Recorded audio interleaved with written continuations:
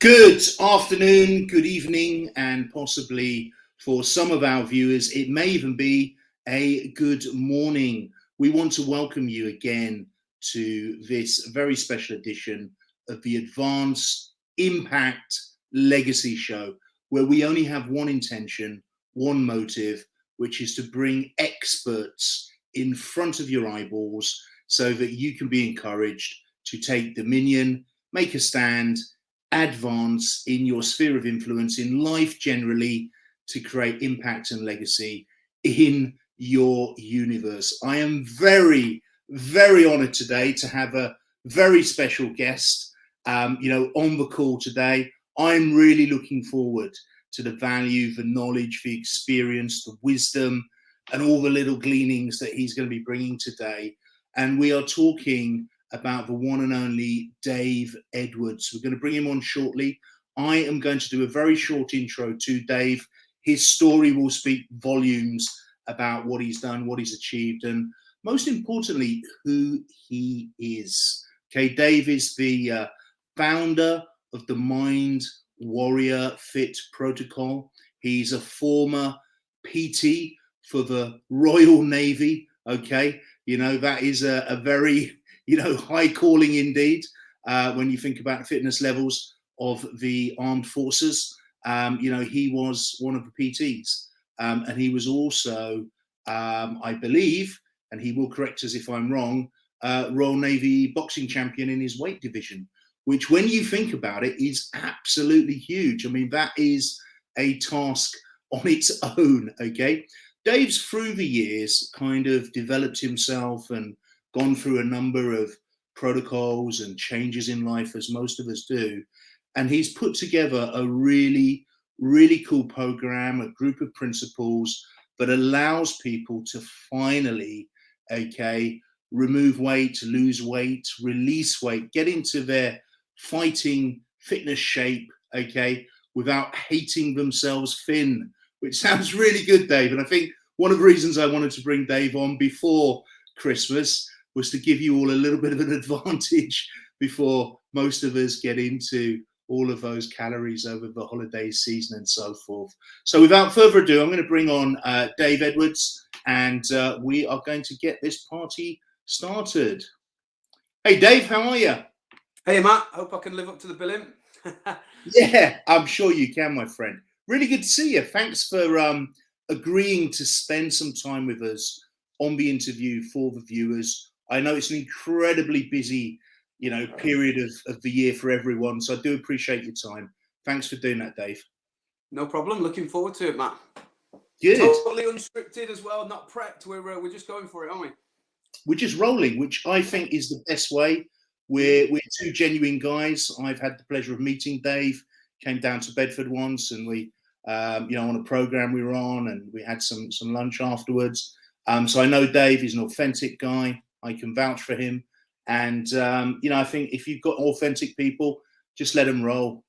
I think that's the best way. Dave, I do like to start with a question. And sometimes with some of my viewers, it's the only question I have to ask because they just go, whoa. Where did it all start? Where are you from? What's your background? What are those sort of early experiences in your sort of formative years that have kind of shaped you? Would you tell the viewers a bit about that? Interesting question, Matt. It is one that could run away with us, isn't it? I suppose, like, a fascination I've always had from a really early age, or like a trait that I had, and it was really noticeable looking back when I was a kid, was that I was never present in where I work. The situation that I was in, from just something silly, like I was getting something bought for me, and I was stood in the line for having it bought, looking at what I wanted next.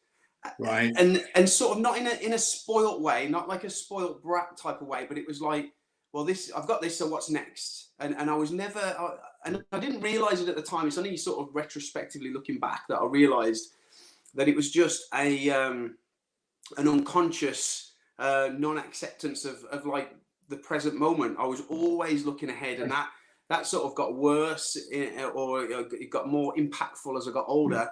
especially when I started struggling with weight. So my weight struggles really propelled me into, or put me into this, I would say, like a bubble Right. where I was living in like some sort of stasis and living like 3 months, 6 months in advance, right? In 3 months or 6 months time, when I've dropped X amount of weight and I've done this and I've done that, then life is going to be this, it's going to be like that. Yeah. And that leaked into business, where it was like, right, okay, well, I'm almost going to skip this little bit. And when it gets to here, when the money starts flowing in, life's going to be great. Life's going to be like this and that. And Yeah. I realized how like sort of a shared sort of concept that was, that people who are unhappy in the present moment, they project forwards, and they believe that life will start at that point. And after 44 years, that point was never gonna it was never gonna come. Like, it's just, I mean, I suppose to put it in context, and when I started realizing what this was, that this was an issue, was about 6 or 7 years ago. Yeah. I had marital relationship issues, Yeah. financial issues, business issues, quite a bad injury physically, Right. and sort of everything was sort of was piling on, and it seemed like it was all happening at once. Uh-huh. And I think especially with quite the injury that I had, I had a total quadricep rupture. And Right. that really sidelined me for quite a while, and it was a frustrating recovery, Was and that it took. from sports, or was that sort of It weightlifting? was Or from fitness. At the time, I was running like a boot camp style business, and okay. I was my mentality was always sort of leading from the front. I would always try and be fitter and faster than anybody there, and keep up with me type of attitude. And I sort of shorted the warm up. Everybody else was warming up, but I was sort of in instructor mode for a little bit, not realizing I was as warm as I should have been. Got into the Yeah. first exercise, and bang, like sort of 3/4 of a like tear, and then about 6 weeks later, it actually went, and that was it. Wow. But yeah, and I think because phys was always my outlet, or it was for years and years and years after the Royal Navy PTI, and then the boxing and all that sort of stuff.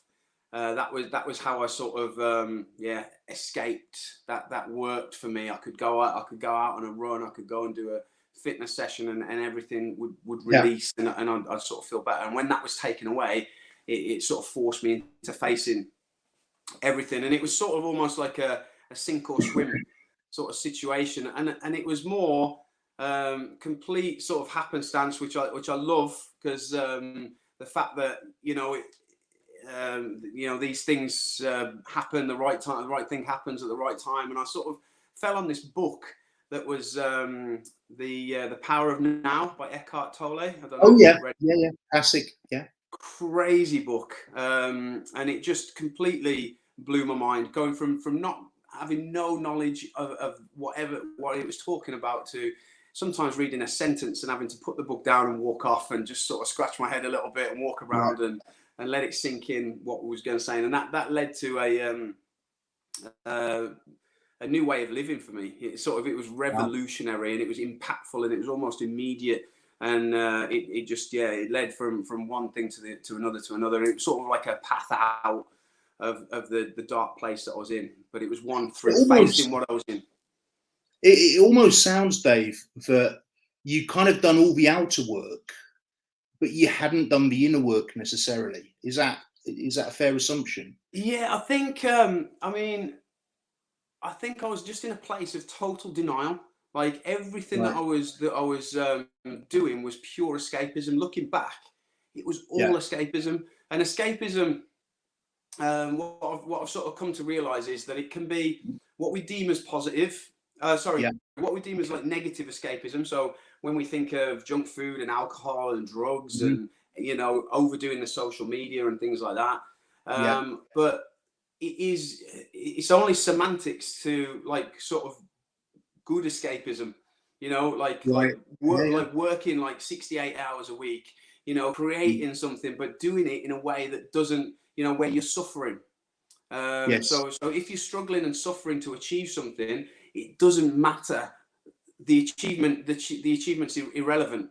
You know, the workaholic and the alcoholic, it's only outward social like acceptance or scorn that really has any effect. Both of them are still hurting. Both of them are still, you know, suffering. Both of them are still putting out sort of negative, you know, yeah, they're not making their life any better, even if they're making their life circumstances better. And that can be seen in all areas. So you've got the person who's continuously going after monetary Yeah. sort of ways, where and the pursuit of wealth isn't a bad thing, like the pursuit of fitness and weight loss isn't a bad thing, but it's the Yeah. way that you go about it. And the person that's really focused on the results in the sort of end point, and thinks, Yeah. well, this point's I'm gonna sort of, which is maybe a little bit controversial. I know 6 years ago I wouldn't have agreed with what I'm about to say, but Okay. there's so many quotes about how, you know, just put your head down, struggle through this here, and then, you know, live the rest of your life, you know, in a good state. And there's wealth quotes and there's fitness quotes all about that. You know, you put the struggle in now, and then you live like, there's a great entrepreneurial one, and they live for a few years as others won't, so you can live the rest of your life as others can't. Yeah. And I used to love that, especially in the Yeah. fizz, you know, boxing, the military. It was grit your teeth, get stuck in, just, you know, do the hard yards, and then, you know, reap the rewards. But looking back, I think it's I don't agree with it at all. I think Bankrupt model. Yeah. For most people, I agree with you, Dave. It's a bankrupt model. It works for a few, but it works very much in a way that a lottery ticket may work for a few, but not for mm, the many. Just reeling back, I mean, to your sort of Navy career. You know, what is it like being a physical PT in the Navy? Because our perception as civvies of the Navy is that everyone's going to be in pretty peak condition, you know, physically fit. You're probably smiling and thinking, well, maybe not. But what is that like? I mean, that must be a pretty hard task. yeah, I mean, it's pretty diverse. The course Okay. itself is like 7 months course, and it is pretty it's pretty severe. Yeah. It's sort of you know, you're up at sort of 5:30, or you're sort of reporting, like parading for 6:30. You're doing Yeah. cleaning stations. You're doing like between 2 and 3 1-hour circuits a day. You're running around everywhere, coming to attention for, you know, all ranks and rates. And this is having been in the Navy for a minimum of 4 years. You get in this like Oh sort wow. of treatment. So when you go through your basic training in the military, you sort of come out, and it's almost an immediate type of a chasm between a trainee and you. But going into a course like that, you're putting yourself right down at the bottom of the pile again. So, you know, Oh, really? you're running Okay. about, you're coming up to attention, you're doing all these things. You're um, any sort of indiscretion whatsoever, you know, you're a matter of seconds late. One of the funniest ones is when you're parading, if you had a twist in your laces. So you'd be, the PT branch is like known as like such a well turned out. We wear white jackets, shorts. It's immaculate. Yeah. So that's the way they inspect. So twice a day you'd be standing at the inspection, and if there was even the slightest little twist in your laces, any sort of mark, even lint on your clothes, they'd sort of just reach in, just pull it off, and then yeah, there you go. Right, and you'd either have to be up and down the ropes, or there's something they used to give Up us, and which is down the called ropes. What does up that and down the mean? ropes. Yeah, so 3 times up and down the ropes. Like the physical aspect of it Ah, wasn't an issue, but you just trash your kit because you just dirty your kit on. Also, that was cleaning the daps, another set of laces. It was like, you know, different shorts, new vest, all had to be done and prepped and ready for the next inspection. Time pressures, physical pressures. Yeah, they'd run you ragged for 7 months. On top of that, you know, pass out preparations, sports. It was like a full on 13, 14, 15, 16 plus hour day. 7 months on the bounce, and after that you get your white jacket, your cross clubs, and it's quite a prestigious little little thing to have. And then the job itself after that could be sort of providing new recruits the let's say the impetus to change from civvies to military people. So the sort of quite well, very, very strict and regimented, you know, this is this and that's that, right through to taking adventurous training, instructing with officers, senior officers, where, you know, you sort of but anytime you're in the gym, regardless of rank or rate, you're in charge. So, you know, there's been times where, you know, petty officers and chief petty officers have been, you know, cracking on as they were told by like sort of a little killer corporal equivalent, is telling them what to do, because it's that's my area. Like, you know, you're stepping into that, and you've got the backing of your, you know, senior officers. So yeah. And then you sort of went on and became, was it the Royal Navy boxing champion for your weight division, or? Yeah, so I won the Royal Navy. I think it was it cruiser? Then they disbanded cruiserweight. It was light heavyweight, and represented the Navy for a few times as well against southwest counties, and then Scotland as well. Royal Navy versus Scotland. So you might even be able to class that as an international bout, Matt, if you. Yeah, well, yeah, it probably will be one day. So you're sort of Alexander Usyk, sort of that kind of weight division, I would imagine. That's weight division, yeah. No, never quite as big a lump as that guy, but yeah, heavyweights tend to walk around at least a sort of stone plus bigger when they have to ball down for weight. So yeah, they, you know, like but yeah, that weight division. That must be quite because there'll be some tough lads in there. I got to know a few Marines through through doing martial arts, but also through my NLP journeys. I got to meet some Marines, real good lads, but you could tell they'd gone, you know, through it. So I mean, there's some tough lads in the Navy, you know, British Navy. Yeah, I mean, I think personally, in terms of what I achieved PTI and boxing wise, was what I'm most proud of myself for in those things isn't necessarily the championships or winning the bout, but it's going from where I was mentally to putting myself into that position. Like when I started boxing, I was about 16, 17 stone, 19 years old, 20 years old, really out of shape. I was, if things were different sort of 25 years ago, I'd have been labelled. I'd have had like depressed sort of label on me as a teenager. Yeah, I went to when I was in college. I never went into the social spaces once in the 3 years I was at college. I just used to take myself off breaks and dinner and just minimal socialising that I could get away with in the classrooms. And yeah, I was gone. And that got worse after college. And I was like sort of living a bit of a reclusive lifestyle, put on tons of weight. And I went to this boxing gym and just walked into the boxing gym and basically sort of just got on with it, trained, met such a great bunch of lads. A couple of them ended up being Marines, one being a paratroop, joining the paras, like lifelong friends just from that point. But yeah, I dropped 4 stone in 6 months, had my first bout, won my first bout, nearly died because I dropped half a stone in a day.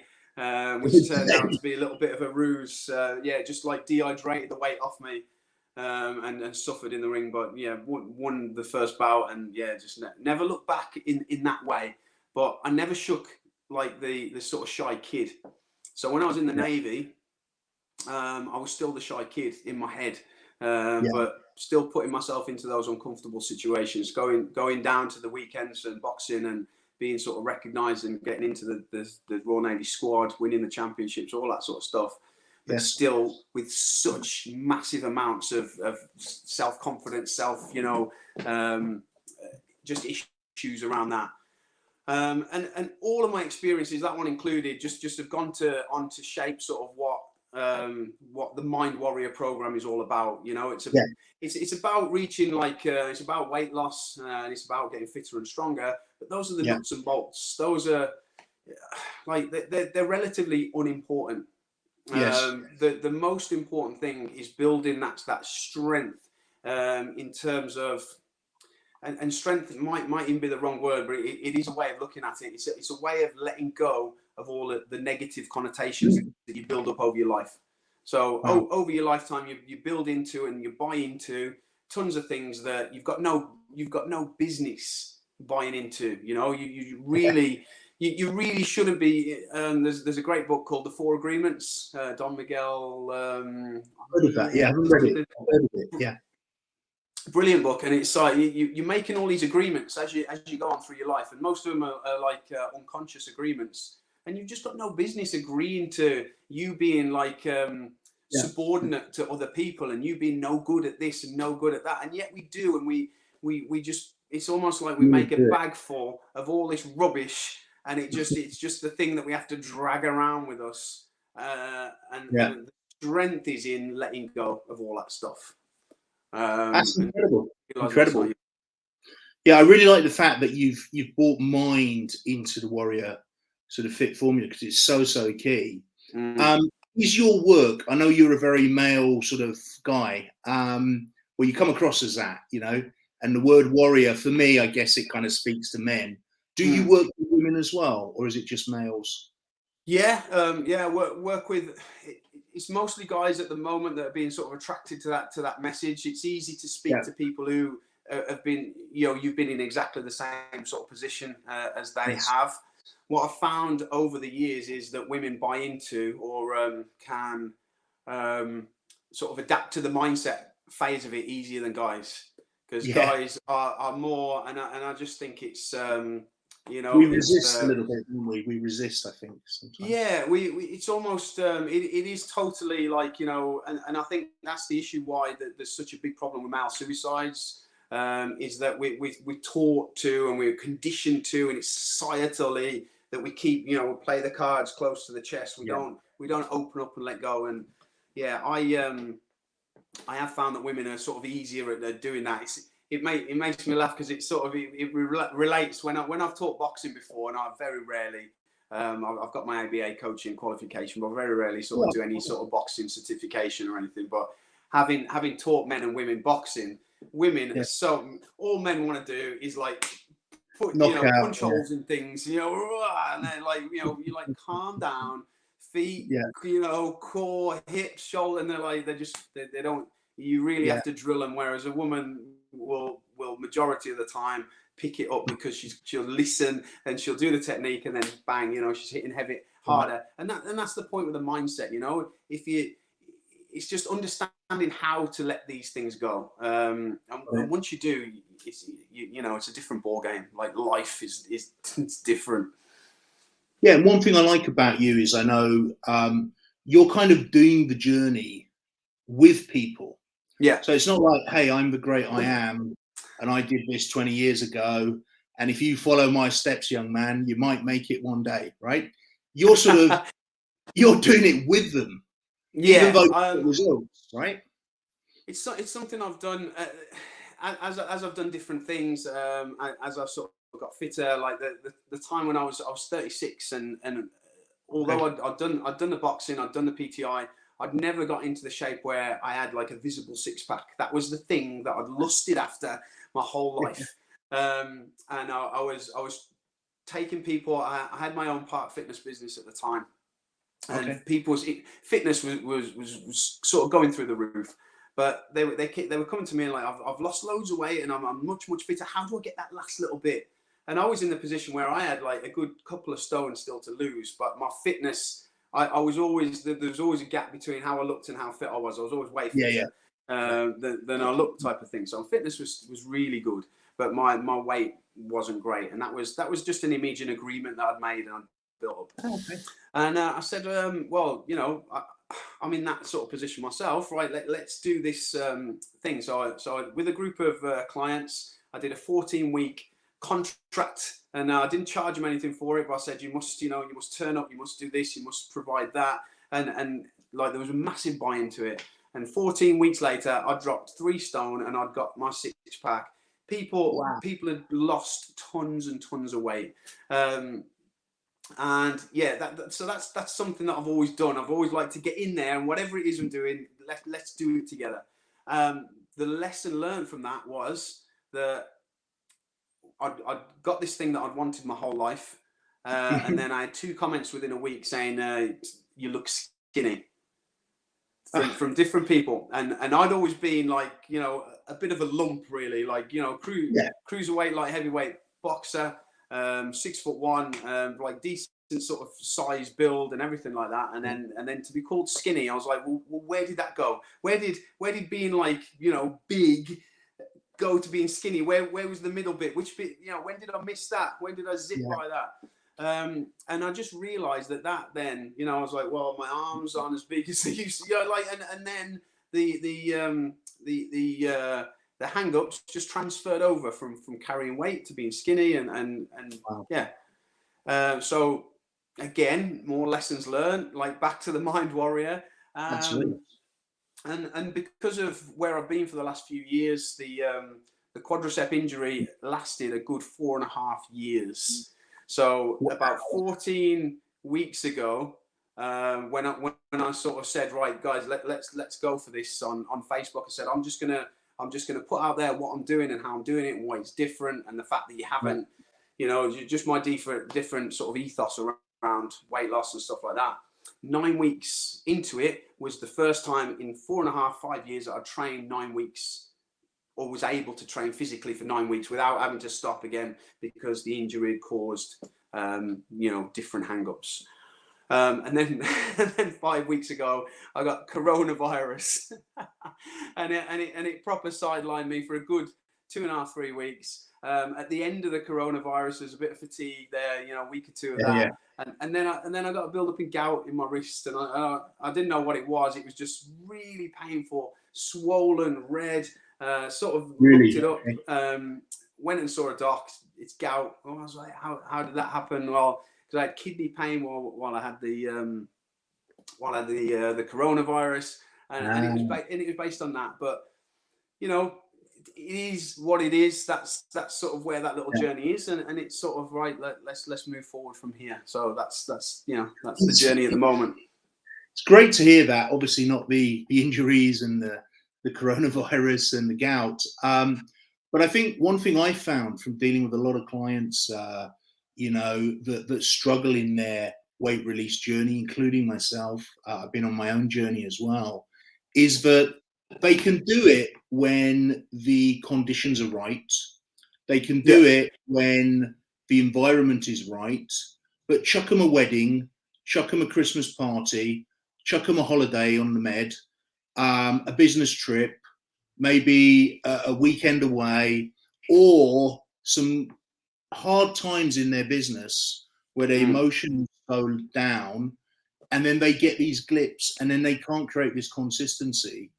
And so I think with the Warrior, you know, your Mind Warrior Fit program, you're already dealing with all of that stuff, right, before it actually happens. Has that been your experience too, Dave? That people sort of like 100%, like and it's only, I think it's difficult. There's I know we've mentioned before in the past these psychological principles of different things, and it's all about human behavior and why people do what they do and react the way they do. And there's a principle that I love called commitment and consistency, and it's from the book Influence, John Cialdini. And I believe commitment and consistency has got a lot to answer for in terms of diets. Okay. So once someone has sort of committed to the idea of a diet, and we haven't really got much else that's out there to say, you know, well, I'm not happy with my weight. What do I do? Well, your diet, obviously, you know, obviously. But once you've committed to that, then that becomes something that it's really, really hard, and that psychological principle is the back of that. You know, it is hard to take something that you've invested time in, and you've invested like where you've put belief in this thing to put it to one side. But diets, like workout programs and diets, and if you like, right, this is where I am now, this is where I'm going to get to, and it's like, right, I'm going for it, and like you say, the environment's right. You might pay someone for accountability and to kick your backside, or you might, you know, pay for food to be prepped, or you'll create this environment that's right. But it's until you realize that the boom and the bust are the same, you know, the two sides of the same coin. And when you embark on a journey like that, it's inevitable that you're going to see the other side of the coin. Inevitable. And if you're like, well, no, I don't agree with that. Have you ever known it different in life? It's like, you know, and people historically, like they'll go on the diet, they'll go on the exercise program, they'll do the classes, and obviously whilst the needle's moving, they're happy, you know, because it's the movement of energy, motivation, right? Things are going, and your judgment and comparisons are saying, right, you know, this is good. You're only saying this is good because of your judging and comparing yourself and others and all sorts of things like that. But it feels good. You feel good, and then when you fall off the wagon, so to speak, you blame yourself. It's nothing to do with the diet. It's nothing to do with the exercise program. It's you, and it's your willpower. It's your, you know, you don't want it enough, and you know you're no good, and like you beat yourself up in all these different ways, and then you start again, and then the process goes on and on and on and on and on. And it can last, and it does last lifetimes. And the thing that I've experienced, which a very, very few people have, you know, that there are people that have experienced it, but I've experienced, because I was always in that circle. I was always in that chase. I was always going for it, failing, beating myself up, going for it, failing, and constantly. I can't tell you how many old scrapbooks I've got with my stats, my weight, my measurements, and my like little reasons why I want it. On a Sunday night, on a Monday morning, boom. By Monday afternoon or Monday evening, I was gone. And then I was like, well, why when I want it so bad? And then, you know, you create the conditions, you do it for a bit, boom and bust. But point I got to when I was 36 was I was where I wanted to be physically for the first time in my life. There wasn't, I was like, right, I'm here. And it was only by achieving that, by sort of breaking that boom and bust cycle that's lasted. I was unhappy with my body since I was single digits when I remember being unhappy with my body. Really? I saw a picture when I was about 7 years old, sat on a beach, and I got rolls on my stomach. Wow. And I looked at this picture. I remember vividly being a kid and being like, I don't like that. What's that? And I was body conscious from such a young age. So, you know, practically 30 years. And then achieving what I wanted to achieve, and then realizing that it's not that. Like it's almost like, right, it ain't that. It's like, it doesn't matter what you get to. And seeing it in other people, I've seen guys with physiques that, you know, to literally like the you know, hardly anybody, 0.1% of people on the planet, like, you know, look in these sorts of shape, and they're unhappy. Not just unhappy, they're like almost like depressed, because they're then comparing themselves to these people that are even, you know, but their arms aren't big enough. Their vascularity like isn't what this other person's is. Their six pack isn't an 8-pack. Their legs are too small.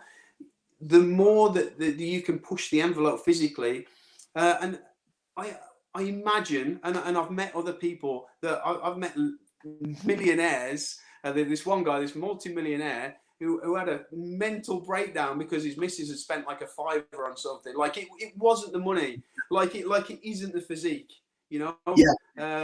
And when you get to that realization, when you get something that you've wanted your whole life, you get there and it's not providing that sort of fulfillment and joy and happiness that you thought, it sort of throws you a little bit. You're like, well, what is it?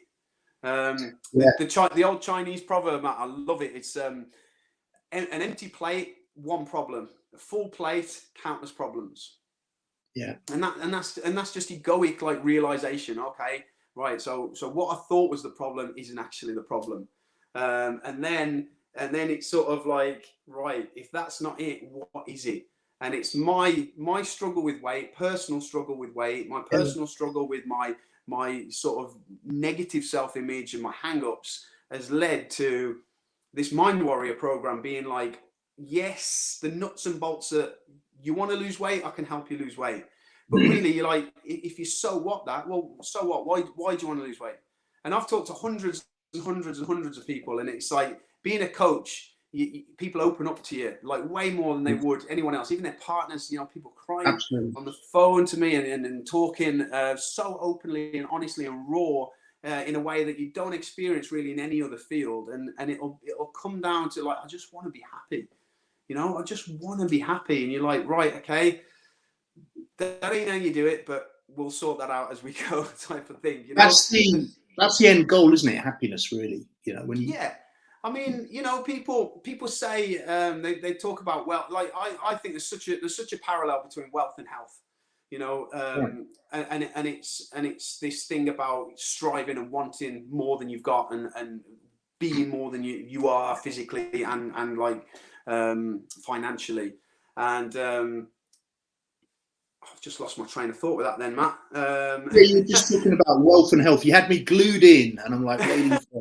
But yeah, you're just talking about wealth and health. You know when you've got something that you just skirting around the edges to get to, and I'm like, Yeah, it's gone. That's gone. It'll come back, I'm sure. We were talking about happiness kind of being the end goal, and then you were talking about the parallels. Yes. Wealth and health. Yes. So in terms of wealth, like in terms of fitness, everybody's after the different, really like the six pack, for example. Yeah. There's something very strange, like the women go for the thigh gap, where they're standing with their legs pretty, like there's a thigh gap, lads six pack. You know, there are different things that are like the fitness sort of like industry really push at you. And with the wealth, it's like 10K months, you know, millionaire, you know, what, you know, all that sort of stuff. Yeah. And there was I don't know if you've read the book, The Happiness Advantage. Yes. I'm not sure who wrote it, but brilliant book. And it was talking about all the different things that make up someone that's happy, contented, and live like these joyful lives. And in terms of wealth, it sort of capped out at about 70K a year. So as you got up to 70K, which is, you know, you can see from practical purposes, and it's sort of similar to like health as well, and weight loss. You know, as you're approaching like a normal weight, a normal level of health, you know, where you can do the things you want to do, you can move around, you can run about with the kids, you can play some sport if you enjoy sport, you can, you know, you fit into clothes comfortably, you know, got the belts pinching in, and you know, all that sort of stuff. And that's like the equivalent of his 70 grand. It might have gone up a little bit. The book's a bit older, a bit of inflation. Let's work in maybe like 10 to 15 grand on inflation, something like that. But it's that level where, in terms of wealth, you've got a nice car, you've got a nice house, you've got nice holidays. You know, you're not struggling anymore. You've broken out of that. And then after that, it wasn't like the parallel from wealth and happiness, like sort of went down a little bit as it went up. It didn't matter at all. And that's what they found after that 70K mark. Like, didn't matter, like exponential increases in finances didn't increase the happiness at all. And I just, you look around, and I sort of joke that although I got physically to where I wanted to be, I've never got to those sort of financial levels. I was lucky enough not to get to my millionaireness to realize that it's not that's holding you down. But yeah, so I just think you look at people and you see these incredibly high net worth individuals who can still be so unhappy. So it's almost like a little tick in the box. Well, it's not that. Like, is it fame? Well, no, because there are miserable, unhappy, famous people. Is it like, you know, is it physical condition? Well, no, because like there are people in amazing shape who. And then there are people that tick all the boxes and they're still miserable. You know, you've got people who like, you know, the beautiful like Hollywood actors and actresses that are like, you know, in awesome shape. They're good looking, they're rich, they're famous, and they're miserable. So it's like, well, if it's not that, what is it? And I've found that it's like, it's a deeper connection to who you really are, and it's like a dropping all the stuff that you're not, and that you've sort of unconsciously made made sort of like your habitual patterns of behavior, and being able to drop that and existing in the present moment. And if you can get into the present moment, if you can swap wanting for gratitude, then you're sort of 90% of the way there. And even I'd say, I don't know if there is 100% of the way there. I'm not floating on a cloud yet and zen to the max, but my life is night and day for when I used to be the egoic, egotistical, wanting, needing, having to have person. I love that. I really do. And, you know, I mean, again, I'm not the person that has all the answers, obviously, but I think it's just an expanding journey. I think we never get there, and that's part of the fun, because if you did get there, you'd be miserable anyway. So, absolutely, It's a journey, experiential journey. That's the way I see things, and not to be taken too seriously. So I know you've got a really high value free group that I think you run on Facebook. We'll put the links for that into, the YouTube video, which will be out very, very soon. What could you kind of like, what happens in that group? Like, how do you help people? What goes on there? How does that work? So people get into that group, and we sort of try and foster sort of conversations with exactly what it is that people want. And it is that it's an environment where we'll try and bridge the gap between what you think you want and what you actually need in order to be happy. And those are the sorts of conversations, and it's more based around awareness. So you sort of like, well, this is what I want. I want to lose weight, and in order to get there, I want, and it is honestly, like everybody watching it is the same thing every time. People want structure. They want accountability. They want to be told what to do. They want to report at a certain time and do things. And honestly, that means that you're so uncomfortable with the present moment. It's so unpalatable to you that you need to escape that into this false environment where you're going to be drilled and you're going to be told. And it's almost like you can switch off your thinking mind and just do. And there are environments that are created like that succeed in producing a result, but the result never succeeds in producing what you actually want from it. So people pay like tons of money to go on these boot camp holiday type things, and they get that on steroids. They get sort of drilled. They're up early, they're out, they're active all day, they're eating clean, they're not touching anything like any sort of bad food, and they lose tons of weight.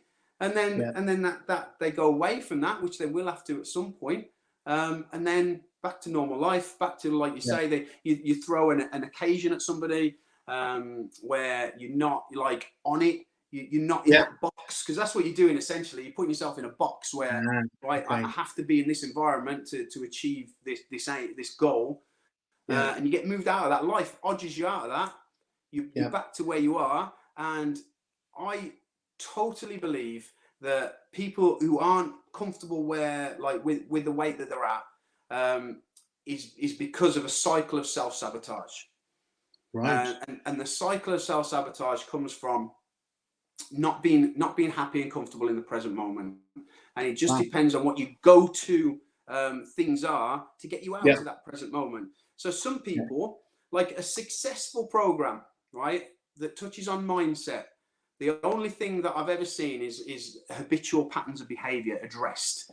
So people will sort of try and replace a negative habit with a positive habit, not taking into account at any point that, why do we want to live habitually? Why do we want to live like in this treadmill of habitual patterns of behavior? We want that means we're never existing truly in the present moment. If you're acting on habit can be good when you're tying your laces or brushing your teeth, but you don't want to live like that, But these successful programs will swap negative habits for positive habits. It'll encourage like you to replace get people from watching hours of telly, perhaps, to getting them down the gym.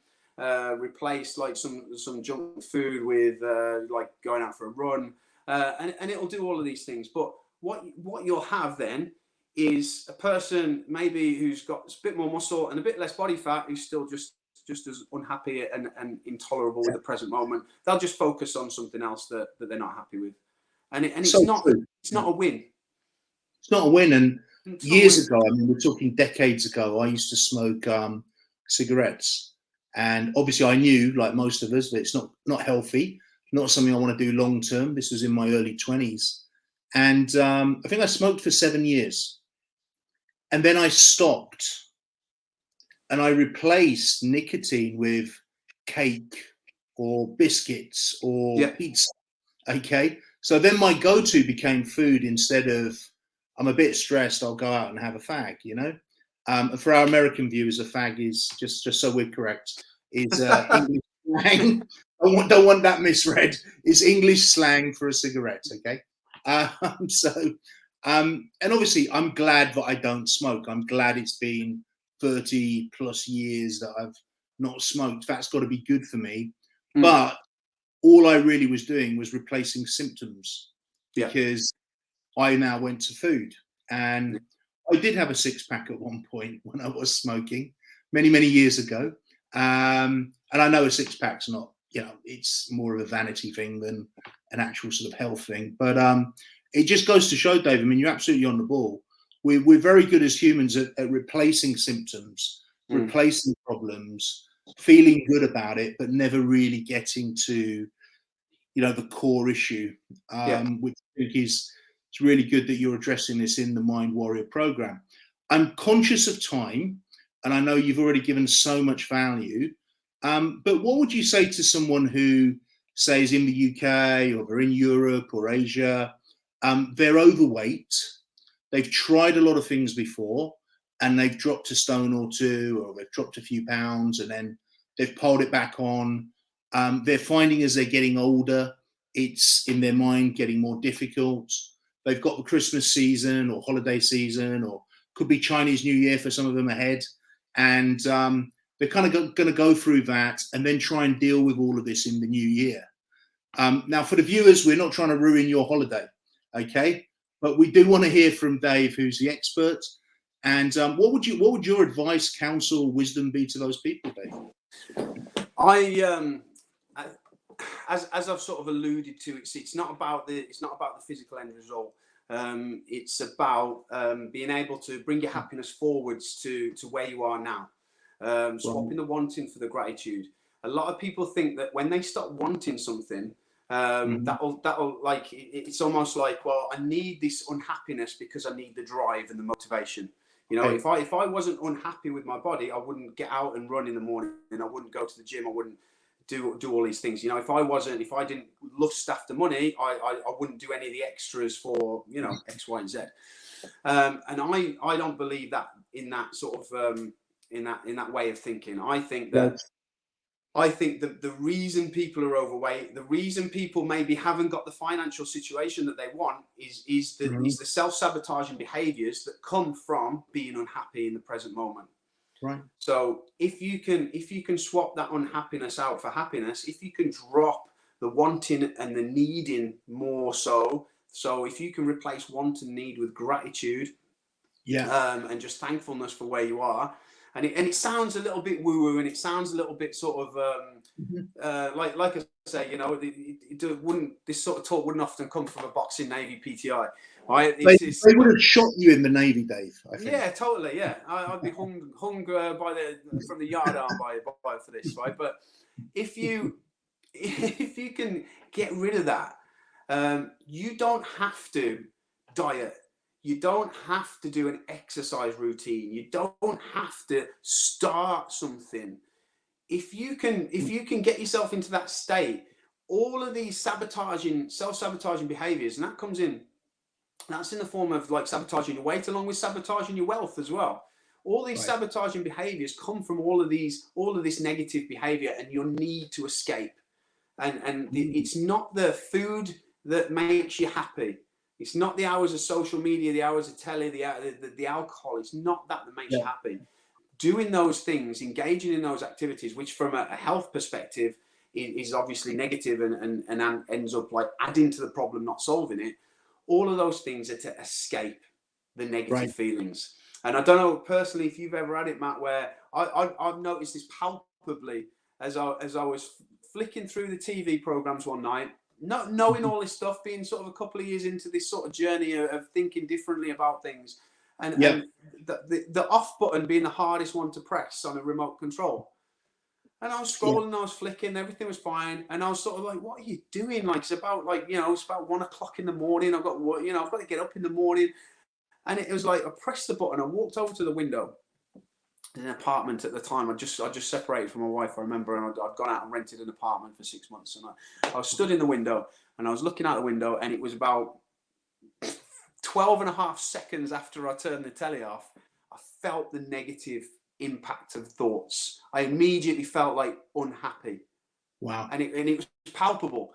And it was like I'd gone from mindless scrolling to unhappy. And it was like that's why I'm surfing on the telly. That's why I'm, eating, drinking, whatever it is. It's because the now isn't palatable to me. And when I stop those things, it's uncomfortable and it isn't great. So what I'd suggest, I know I took the long way around your advice and guidance, Matt, but what I'd suggest to people is that they pause and they take time and they just get a sense of and they sort of listen. So take that time, pause and listen, especially when you get pulled to do things. So when you get pulled to the cupboard, the fridge, when you get pulled to pour the glass of whatever it might be, the wine, the beer, when instead of just like being like a like an instinctive sort of creature, bang bang, and you're gone, pause, listen, and just repeat a little phrase like I get to. I don't have to. I get to. I get to do this if I want to, but I get to not do it if I don't want to. Right. And it is, and the feeling and the sensation of that, if you do it and if you feel it, you're like, what you'll realize, and if you've never done it before, it can be a little bit disconcerting, because when I first got into this sort of practices and sort of listening to my mind, I thought, well, this isn't right, because I'm getting more and more negative. I'm like, I'm supposed to be getting better and better and better. But what I was doing was actually listening and becoming aware of just how negative my sort of repeat patterns of behavior and, that mind noise was becoming. And when you tune into it, it can be like, whoa, hang on a minute. What are you talking to? But yeah, the I get to. So instead of just instinctively escaping the moment, take a minute, and it literally can be a few seconds.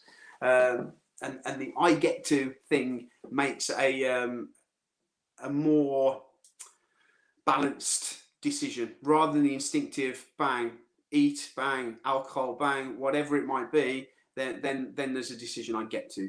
The nuts and bolts part of that is drink a glass of water.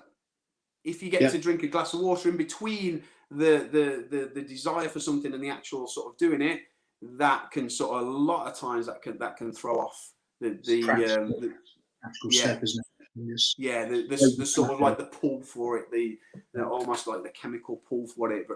So I haven't been through your program myself, but I mean, I'm guessing that over time, all of these new behaviors become like habitual anyway.